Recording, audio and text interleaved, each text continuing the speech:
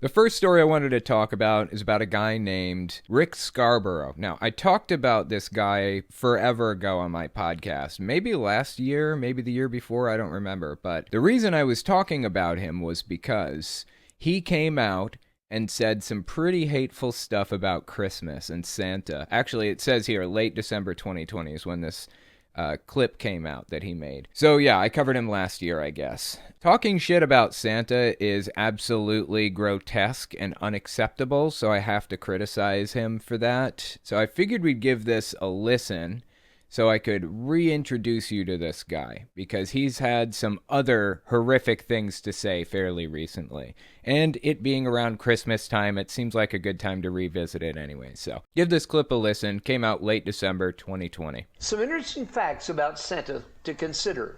First, his name is spelled with the exact same letters that spell Satan. Coincidence? Perhaps. Except I do not believe that anything with God is accidental or coincidental. I love this train of logic. So this guy is saying there's nothing accidental or coincidental when it comes to God. That is a perfect justification for extremism. Sometimes I analyze groups or people on something called the bite model. I've talked about the bite model many times, but it's this model that we use to evaluate if something is a cult or not, right? It's an acronym that stands for behavior control, information control, thought control, and emotional control. The 4 ways in which cults control their members. It was written by Stephen Hassan. Forever ago, I actually added something to the bite model. I added a point to it. And the point that I added was called putting a high level of importance on seemingly trivial events or ideas. Let me give you an example. Jehovah's Witnesses don't celebrate Christmas because they believe it has pagan origins, and they want nothing to do with quote-unquote paganism. They won't even buy a snow globe during the Christmas season because they don't want to contribute to Big Christmas, the Christmas industry. They don't want their money going to it. That is how seriously they take it. Obviously, this guy is putting the same type of emphasis on Christmas. Here's the issue. When he says there are no coincidences when it comes to God, that basically gives him free rein to point to any little thing that he sees and say, this is Satan. It basically gives him an excuse to toss logic and reason completely out the window. And that should be concerning. Watching somebody come up with excuses and explanations for why they don't need to use logic anymore, or why they don't need reason in this specific situation, that should be concerning. Saying that Santa is an anagram for Satan and there are no coincidences with God, that may seem little, but it's not. It's an indication of an underlying issue that, when applied to other things, turns out to be a little bit bigger than it seems on the surface. Let's keep listening. Perhaps you're thinking, well, preacher, you're way up too tight about this. Well, just continue to listen and let's think it through. I don't think it's about being too uptight. I think it's about the fact that he just found the perfect justification to throw reason and logic right out the window when it comes to religion. You have to keep things within reason. You have to keep your head. You can't just go neck deep into this thing. You have to use logic and reason in everything that you do, or you will go completely off the wall. And guess what? That's exactly what happened with this guy. And let's think it through. Secondly, Santa is given all the attributes of God. He is omniscient. He knows everything that every child is doing. He's omnipresent, allowing him to be in every store simultaneously around the world in a single night.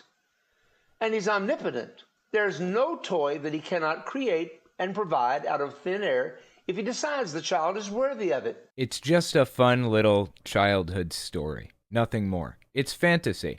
Why are you so wound up about this? I have to wonder if the reason that he seems to be so upset about this hinges on the idea that Santa is an anagram for Satan. The same letters can be found in both words.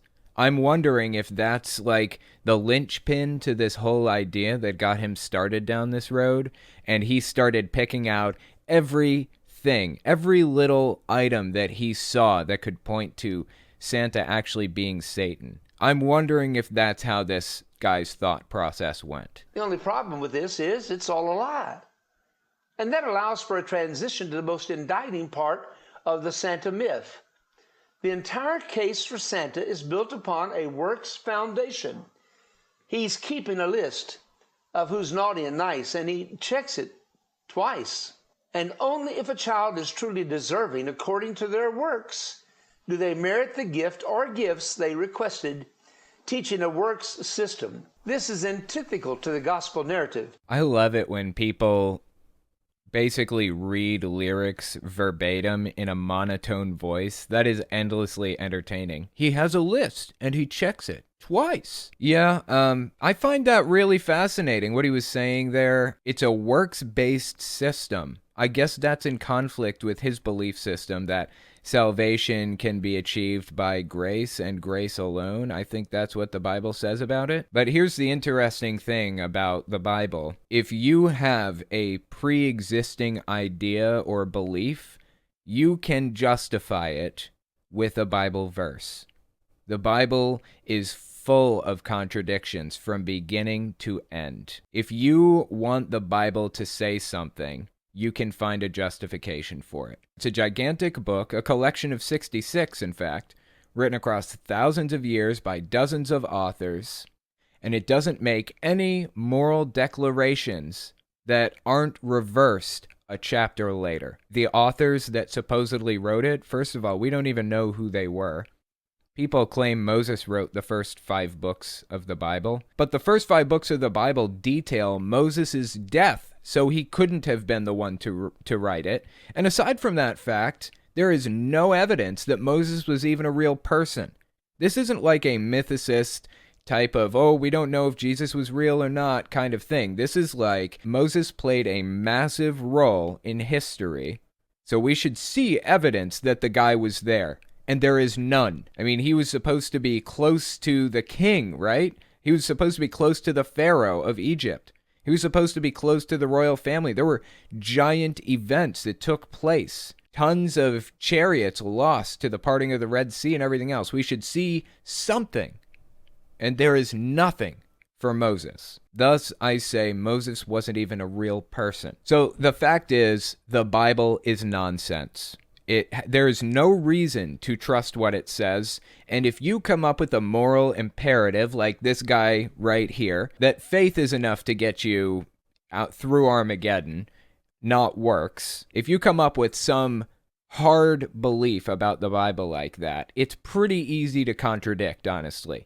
There is a verse in the Bible that says salvation can be achieved through grace, but not by works. And then there's another verse that says, faith without works is dead. There is a verse to support his view and a verse to support the other view. So which is it? It's whichever you want it to be.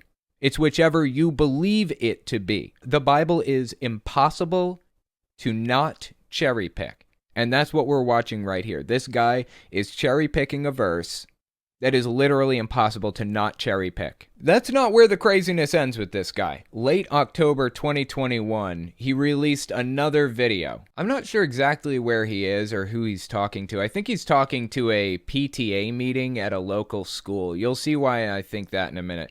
Let's give this one a listen. Again, late October 2021. And our goal is to get 2,000 pastors who will be Patriot pastors in Texas once again. Our goal is to get 2,000 pastors who will be Patriot pastors in Texas once again. Who will take over their local school boards, not taken over, but Christians in offices. Teach their people that they should run for those local offices. And if they get excited about that, we'll sweep right through every election coming up. I'm not a Republican. I'm not a Democrat.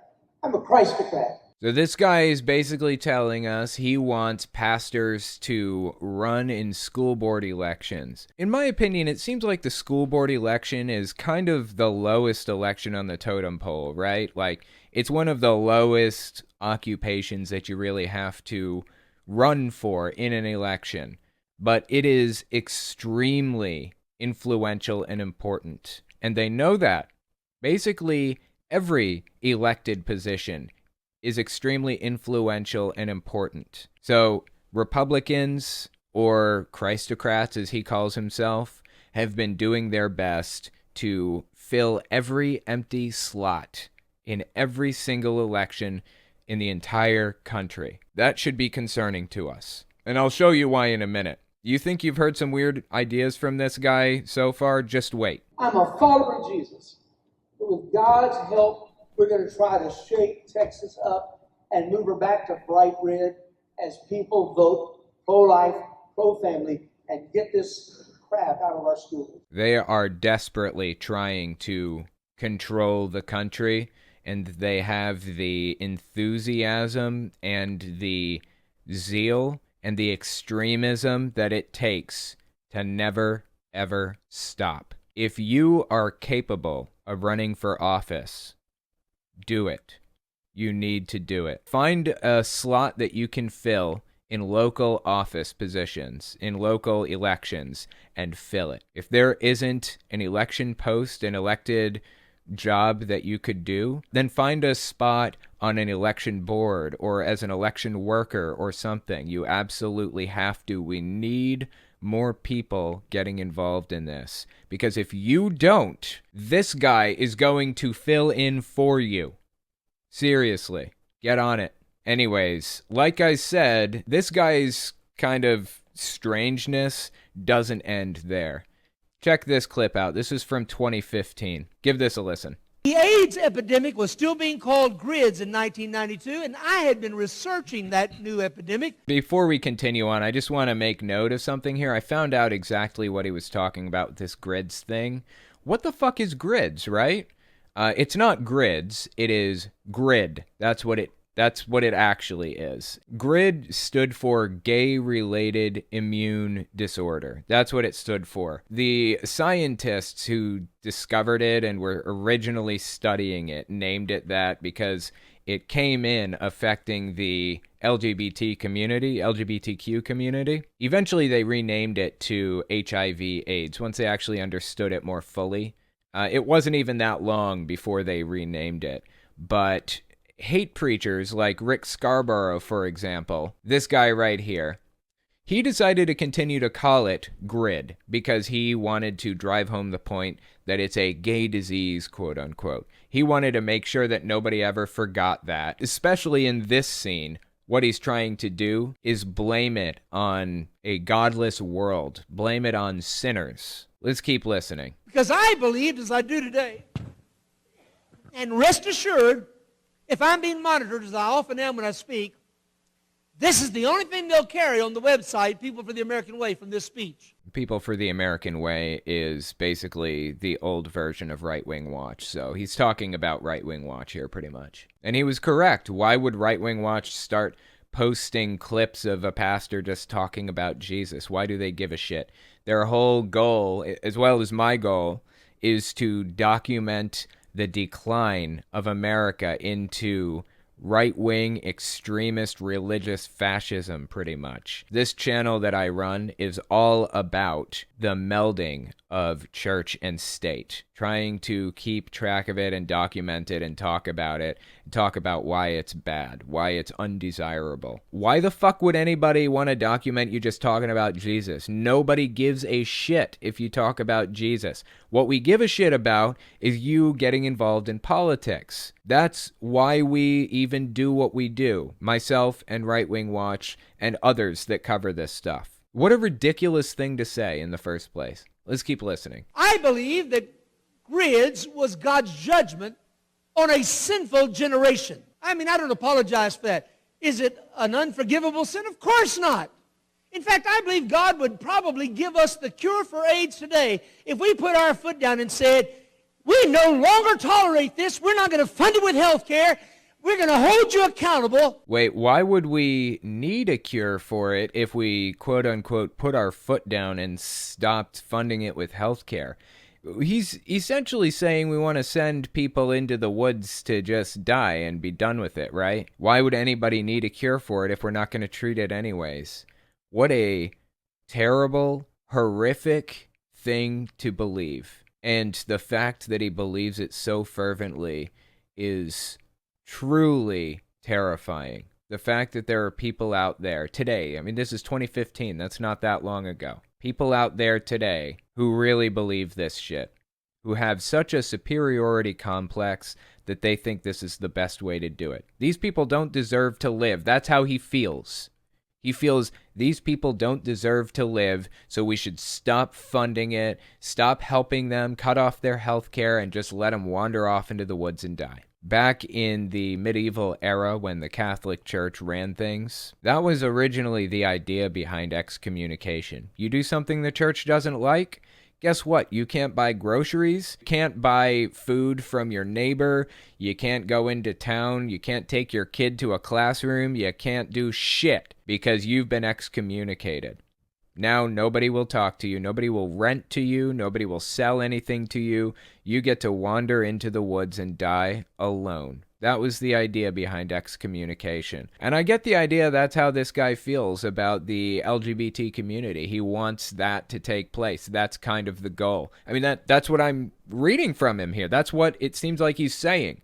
He's saying cut off their health care, put your foot down, stop supporting them, stop trying to help them in any way. It's fucking disgusting, honestly. I believe if we started repeating across this country, some sharp, probably Christian or Jewish researcher would find the AIDS cure. Because God's a God of grace, they may find it anyway. Why would we expect some probable Christian or Jewish researcher to find it? Why couldn't it be a Muslim researcher? Why couldn't it be a Buddhist researcher or an atheist researcher? It's not really actually that strange when you realize where this guy's coming from, when you recognize the perspective that he's looking at this stuff from. He's looking at this from a Christian nationalist perspective, a Christian supremacist perspective.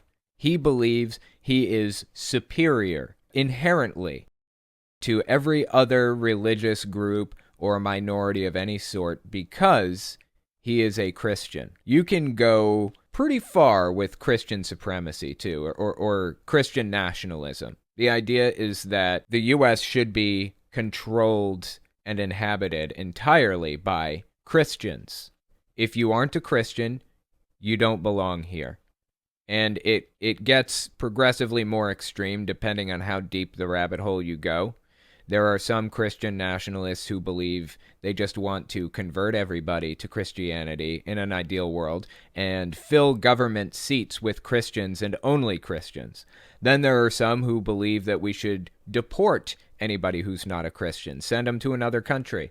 And then there are some who believe that they should go a more violent way with it. It's hard to tell which one this guy is, but I would be willing to bet that he'd take any solution. He's already said that he's willing to accept a certain number of deaths if it gets him what he wants. So that alone should be concerning to us. Guy has some really, really wacky ideas about Christmas, and we can laugh at them, and I do. I think it's hilarious and ridiculous. But first and foremost, we should remember this guy is getting into our school boards and trying to replace people with Christocrats, and he's also doing his best to make sure there are a maximum number of fatalities as a result of a quote-unquote godless world, or quote-unquote godless sinners.